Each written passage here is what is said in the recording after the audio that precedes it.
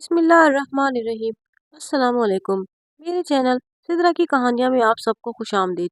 दाई case करने से पहले एक बोतल में माल्टे का जूस डालती और कहती कि इस बोतल को हाथ नहीं लगाना।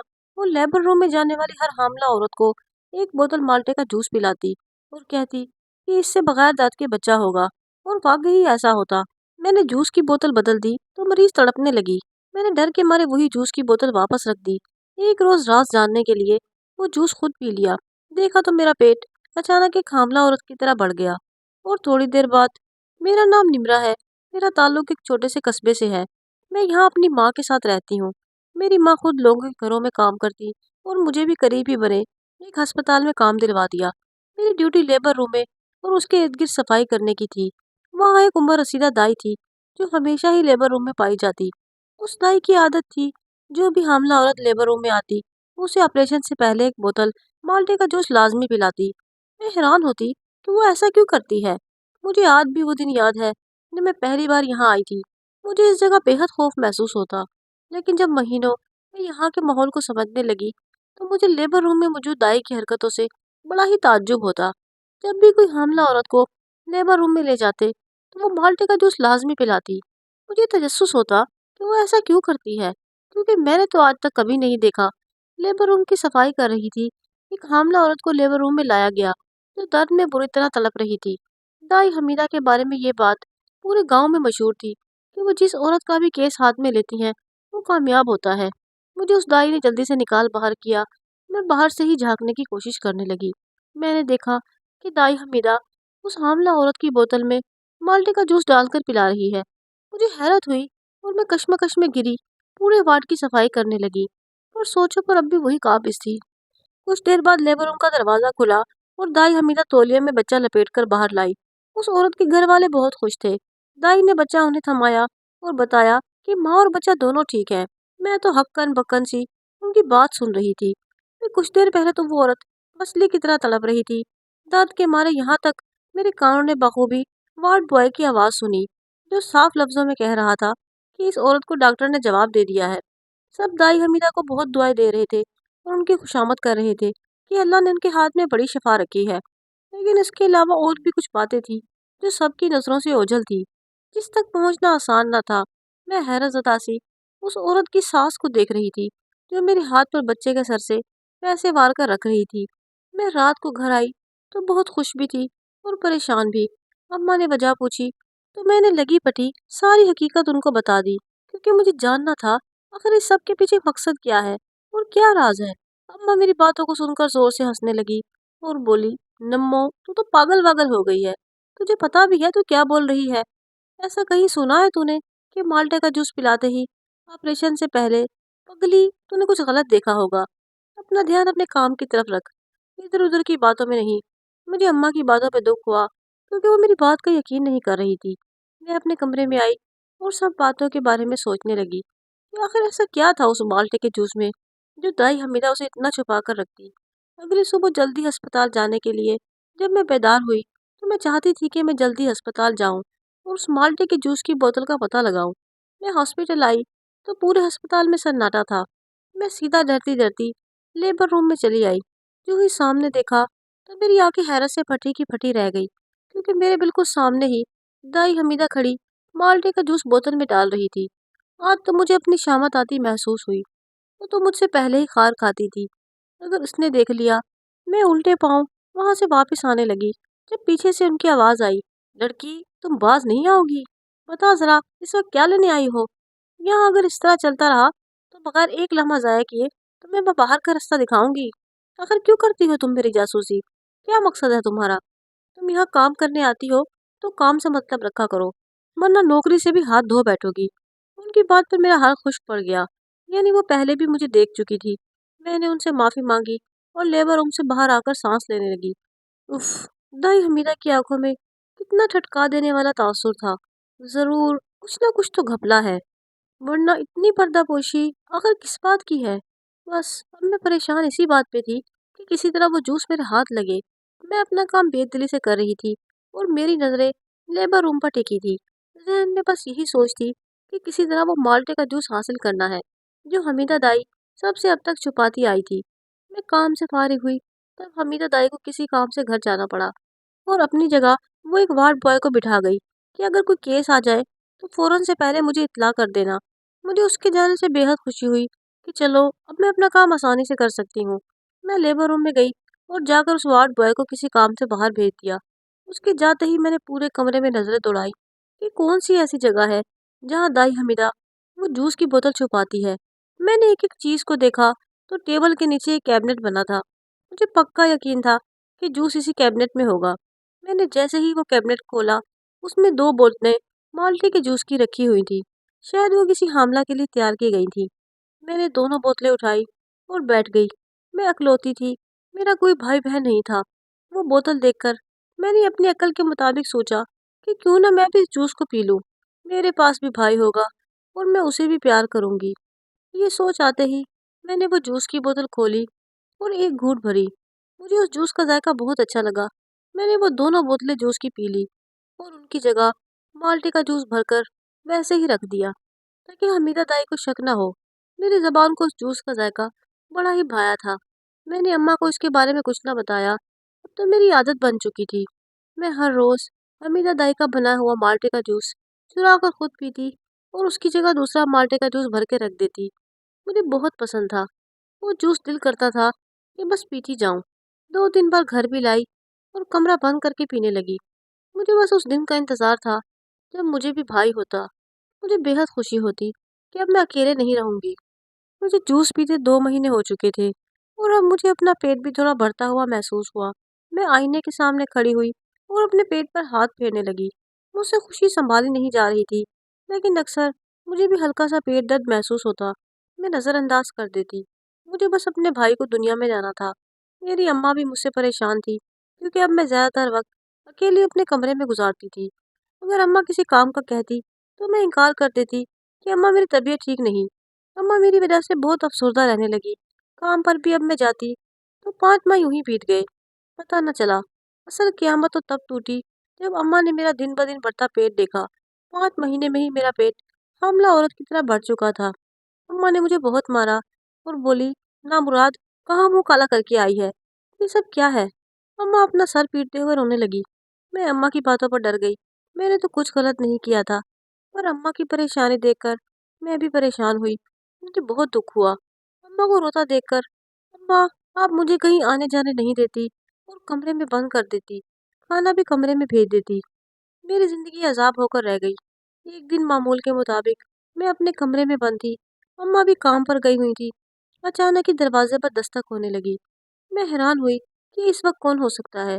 मुझे डर भी लग रहा था क्योंकि अम्मा भी घर पे नहीं थी और उन्होंने मुझे सख्ती से मना किया था। मैंने आहिस्ता से कमरे का दरवाज़ा खोला और बाहर की कुंडी खोली। वो हमारी साथ वाली आंटी थी जो अक्सर आती रहती थी। उन्होंने मुझे देखते ही चीख मारी और सारा मोहल्ला इकट्ठा कर लिया। अम्मा कोई मोहल्ले का बच्चा बुला लाया। अम्मा फटी आंखों से मुझे देख रही थी। वो सारी औरतें मेरे बारे में अजीब अजीब बातें करने लगी कि शादी से पहले ही हामला हो गई हो, न जाने किसका गंध अपनी कोख में पाल रही है। और भी बहुत से इल्जामात लगाए और सिर्फ यहाँ ही बस नहीं की, बल्कि अम्मा और मेरे ऊपर पत्थर भी बरसाए गए और हमें मोहल्ले से निकाल दिया। मैं और अम्मा रोते हुए सड़कों पर मारे मारे फिरने लगे। मैं तो सब भूल गई। कुछ समझ ना आता था। दिन से रात होने को आई, लेकिन हमें कोई ठिकाना ना मिला। हम अपने गांव से चलते चलते काफी दूर निकल आए। अब तो पैरों में भी छाले पड़ गए थे। हमारा गुजर एक वीरान रास्ते से हुआ जो जंगल के बीचों बीच था। अभी हम थोड़ी ही दूर गए थे कि हमें किसी के खांसने की आवाज सुनाई दी। हम दोनों डर गए। मैंने अम्मा के बाजू को मजबूती से पकड़ लिया। अम्मा पूछने लगी कि कौन है वहाँ। अंधेरे के बाइस उस जगह हमें कुछ नहीं दिखाई दे रहा था। उसी वक्त मैंने लालटेन की रोशनी में उसको देखा जो उस औरत के पास थी। अब उसका चेहरा हमारे सामने आ गया था। वो कोई ज़ईफ औरत थी। उन्होंने हमसे रात की इस वक्त यहाँ अकेले टहलने की वजह पूछी। अम्मा ने पहले छुपाना चाहा, फिर उनकी आर्जी देखकर सारी कहानी बता दी और फूट फूट कर रोने लगी। मुझे अपना आप मुजरिम लग रहा था। अचानक ही मेरे पेट में शदीद दर्द उठा और मैं दर्द से तड़पने लगी। वो ज़ईफ औरत अम्मा के सहारे मुझे अपने घर ले आई और मेरे पेट पर कोई लेप लगाया जिससे मुझे सुकून मिला। मेरी आंखों से नींद कोसों दूर थी। मेरी वजह से आज ये हालात थे और अम्मा भी घर से निकलने के बाद कहाँ जाएंगे। मैं तो ये सोच ही जान लेवा थी। मैं दिल ही दिल में अल्लाह से दुआ करने लगी कि अल्लाह हमारा कोई वसीला बना दे। मेरी सिसकियाँ गूंज रही थी। अम्मा भी मेरे सिरहाने बैठी थी और मुझसे सारी रात इसी बात के मुतालिक दरियाफ्त करने लगी। मैंने उनके सामने कसम उठाई कि मैं किसी लड़के को नहीं जानती। ये सब सिर्फ माल्टे का जूस पीने की वजह से हुआ है। मैं हर रोज दाई हमीदा का बना हुआ माल्टे का जूस चोरी करके पीती, जिसकी वजह से मेरा पेट ऐसा हो गया। मैं क्या करूं? मैं उनके गले लगी बच्चों की तरह रो रही थी। उन्होंने मुझे प्यार किया और बोली, मेरी गुड़िया, मेरी धी, तू फिक्र न कर। मेरा बेटा शहर का बहुत बड़ा डॉक्टर है। वो हर हफ्ते यहाँ मुझसे मिलने आता है। मैं यहाँ सिर्फ एक काम वाली के साथ रहती हूँ, जो कल ही काम छोड़ के चली गई है। उसे यहाँ डर लगता था। उनकी बात सुनकर दिल को एक उम्मीद की किरण नजर आई। शायद वो हमारी मदद कर सके। हम यहाँ आए एक हफ्ता होने को आया। हम अम्मा भी के घर का सारा काम करते और उनकी खिदमत करते। अम्मा भी बहुत नेक खातून थी। उन्होंने मेरी बहुत मदद की और अम्मा की भी। अम्मा को वो बहुत समझाती कि बच्ची का यकीन करो, जरूरी नहीं कि वो झूठ बोल रही हो। मैंने अम्मा भी से उनके बेटे को बुलाने को कहा, जो कि आजकल आने वाले थे। वो न जाने किस वजह से ना आ सके। अब हम सबको शिद्दत से उनका इंतजार था कि कब वो आए और मुझे सारी मुसीबत से आज़ादी मिले। अम्मा भी ने कुछ दिन इंतजार किया और फिर खुद ही शहर जाने का फैसला किया। मैं और अम्मा पहली बार शहर जाने से डर रहे थे, पर बी अम्मा ने हमें हौसला दिया और बोली कि मेरा बेटा बहुत नेक है, तुम फिक्र मत करो। हमने अगले दिन ही शहर की बस पकड़ी और बी अम्मा के साथ शहर आ गए। अम्मा हमें सीधा अपने बेटे के घर ले आई। पेट का दर्द भी मेरा बहुत बढ़ गया था, पर अम्मा के डर की वजह से मैं बता न सकी। बी अम्मा के बहू बेटे वाकई काफ़ी नेक थे। उन्होंने हमारा बहुत अच्छे से इस्तकबाल किया और हमें रहने को एक शानदार कमरा भी दिया। मैं और अम्मा पहली बार ऐसे बड़े घर को देख रहे थे। दिल में अब घबराहट भी थी, पर हमने खाना खाया और अम्मा के कहे के मुताबिक अपने कमरे में आ गए। अम्मा ने अपने बेटे बहू को सारी बात बताई कि किस तरह मैंने जूस पिया और मेरी ये हालत हो गई।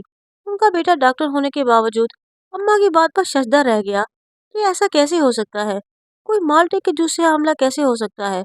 अम्मा ने उनको दाई हमीदा के बारे में सब बताया कि वो लोग शहरी थे। फौरन ही बात की तह तक पहुंचे कि जरूर हमीदा दाई का कोई राज है और इन सब के पीछे कोई तो ऐसी बात है। डॉक्टर साहब मुझे अपने हॉस्पिटल ले गए और मेरे टेस्ट करवाए। तब जो हकाइक सामने आए, उन्हें सुनकर मेरे पैरों तले जमीन निकल गई। डॉक्टर साहब ने फौरन ही पुलिस को खबर की और पुलिस ने हमीदा दाई को गिरफ्तार कर लिया। मैं और डॉक्टर साहब उससे मिलने के लिए गए और मैंने रोते हुए सारी बात बताई कि किस तरह मैं जूस चुरा कर पीती थी। मेरी हरकत का सुनकर उनके चेहरे का रंग फाक हो गया। वो तो मुझे इस हालत में बड़े हुए पेट के साथ देखकर ही सदमे में थी। रोते हुए उनसे शिकायत करने लगी कि ये सब उनकी वजह से ही हुआ है। हम लोग घर से बेघर हो गए, हमारी जिंदगी बर्बाद हो गई। वो मेरी बात सुनकर खुद भी रोने लगी और बोली कि तुमने वो जूस पिया, ये तुम्हारी सबसे बड़ी गलती थी। मैं तुम्हें आज इस राज के बारे में बताती हूँ। मेरी अम्मा भी मेरी तरह मशहूर दाई थी। वो जिस भी हामला औरत को जन्ने जाती, वो औरत जल्दी सेहतियाब होती और सेहतमंद बच्चा जन्म देती। बचपन से ही मैं सब देखती आई। मेरे अब्बा एक बड़ी थे, वो दिल की बीमारी की वजह से इंतकाल कर गए। मैंने अम्मा को शुरू से ही लोगों की मदद करते देखा। मेरी अम्मा बहुत नेक खातून थी और सब लोग उनकी बहुत इज्जत करते थे। अम्मा हामला औरतों के आखिरी दिनों में होने वाले बेतहाशा दर्द के लिए काफी अरसे से कोई जड़ी बूटियां तलाश कर रही थी। 5 साल की मेहनत के बाद वो नुस्खा बनाने में कामयाब हो गई और अम्मा ने वो जड़ी बूटियों से बना हुआ खास सफूफ पैदाइश से पहले हामला औरत को माल्टे के जूस में मिलाकर पिलाती, जिससे औरत का पेट सुन्न हो जाता और उसे बिल्कुल तकलीफ ना होती। और यही गुर अम्मा ने मुझे भी सिखा दिया। इस तरह लोगों की मदद करते अम्मा के मरने के बाद मैं बहुत अकेली हो गई।